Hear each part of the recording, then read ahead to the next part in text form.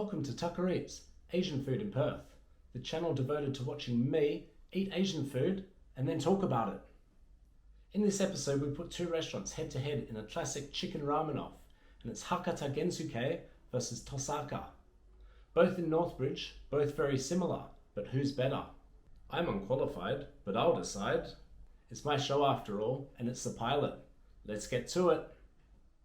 Cue Hakata Gensuke of Rose Street in Northbridge. Their first store was in Melbourne, and they also have a branch in Vic Park. The Northbridge store specialises in chicken ramen, and I'm a fan of specialisation. If I feel like eating chicken ramen, I go to a place that practically does nothing else, and you can guarantee that what you order is specifically the thing that they're good at making. They're make or break based off the quality of one dish. So Hakata Gensuke and Tosaka is Tori Paitan, make or break.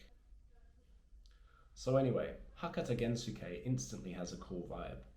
Very Japanese feel to the decor, tables, benches, and they give you a time limit to get in, eat your ramen, and disembark. This is common for ramen joints in Japan, and necessary for the restaurants to spin a profit, with super high overheads. However, I feel it might put a few noses out of joint here in Perth, but I can accept it, and I'll plan to go elsewhere if I wish to take my time. Well, it looks like Tucker's placing his order, so we should probably head across to him now. Thank you so much. The Tori Paitan is simply served, with the spring onions the only thing stopping this bowl from looking completely beige. It's served with bamboo shoots, ramen noodles of course, and some succulent looking chicken pieces. From here there are options at the table including spiced vegetables, raw garlic, sesame seeds, and a few sauces. Let's try the bamboo shoots.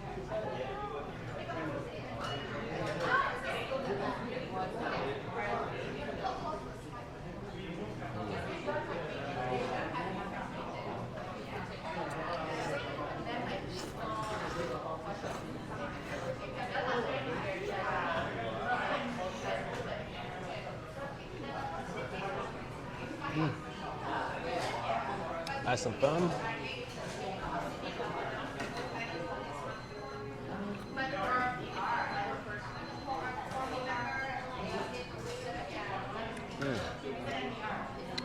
Chicken ramen. Now I'm curious about this ramen sauce.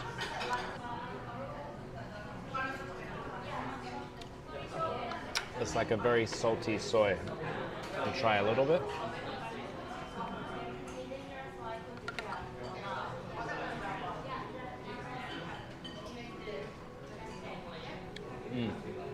Oh yeah.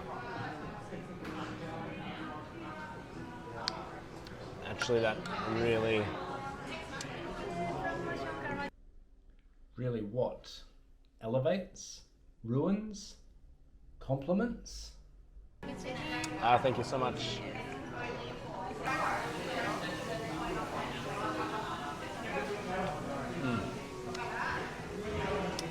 That ramen sauce really lifts this dish. Lifts. Let's get this lad a thesaurus. I quite like that you can, add your own seasonings to customize it to your own palate. Now I've got some fried chicken.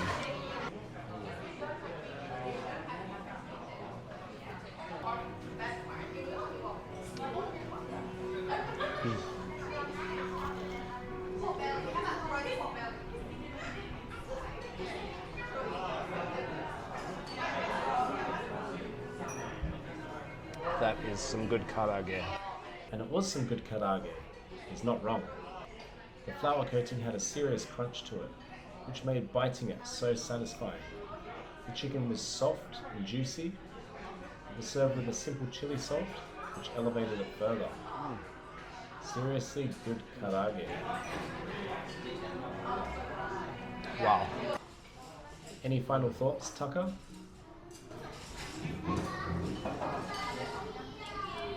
Good. Good. There you go, audience. He found an adjective all by himself. And on to the standalone restaurant of Tosaka, the chicken ramen place on William Street that used to be Baby Mammoth, the South African joint. They've clearly spent less money on this place, but it's presentable and comfortable with booths, tables, and a bar space. Alright, so we're here at Tosaka for the second restaurant in our challenge for the best chicken ramen after Hakata Gensuke, which was pretty good. It's going to be hard to beat, but I've heard good things about this place too.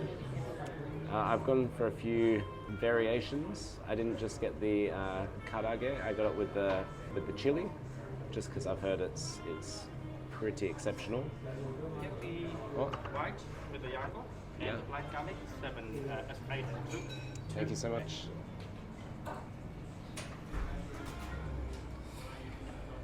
And here it is. Another beige delight. Although unlike Hakata Gensuke, the broth seems whisked with a foamy appearance. Also, the fat seems layered and separate here in comparison to the more uniform Hakata broth. The karage pieces are small cubes and covered in a dry spice mix, complemented with some Kewpie-esque Japanese mayonnaise. Alright, so this is it. I've once again just gone for the original, just to compare like for like, though I did pay a little bit extra to get a cheeky egg. Now, just like the other place, they have this nice pieces of chicken. They call it chicken char siu. You can pay a bit extra and get some pork char siu as well. And we have some shallots, some fried shallots here. So if I see fried shallots, I add them to whatever it is that I'm eating. No questions asked.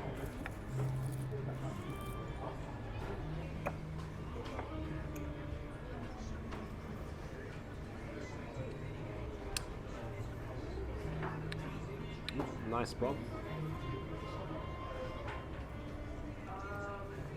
Super thick and rich.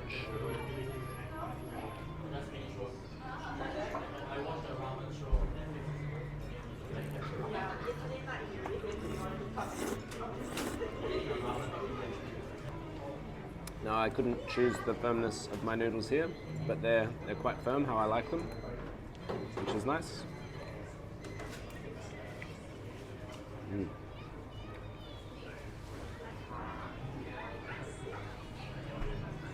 Nice chicken.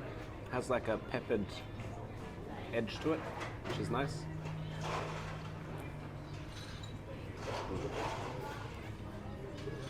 Super, super fatty and rich.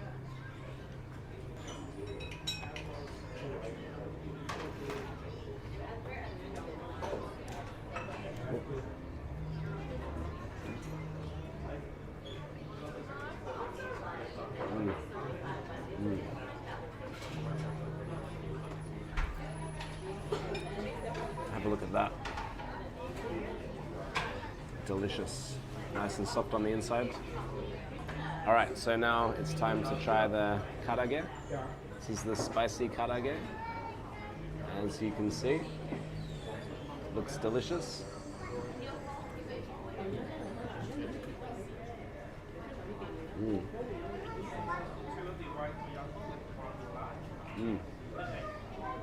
Sashimi spice blend, I think they call it.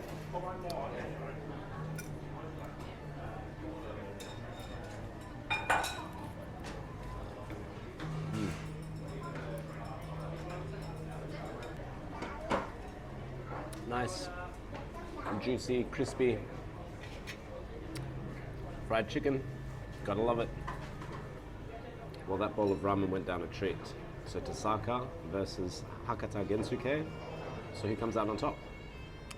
Well, I believe the broth here is slightly thicker and richer, though the broth at Hakata Gensuke certainly is thick and rich. The chicken on the actual ramen was thicker here as well, so like a chunkier piece, which was nice, and it did have a nice that peppery flavour on the outside. What I believe sets Hakata Gensuke apart is when you add the ramen sauce to it. And I feel like this was lacking salt, whereas I could add my own salt to that ramen. And I think that really made the difference between the two. Very close, but the ramen sauce makes the difference. As for the karage, this is absolutely delicious, nice and spicy too. However, Hakata Gensuke, that is some of the best karage I've ever had, so it wins again.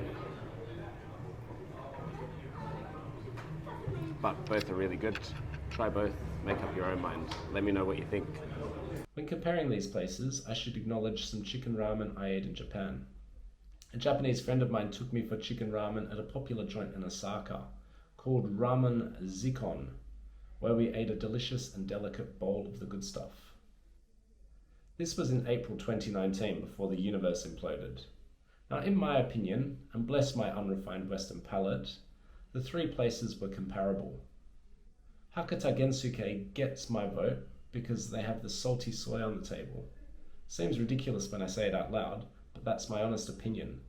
And that's what you get here at Tucker Eats.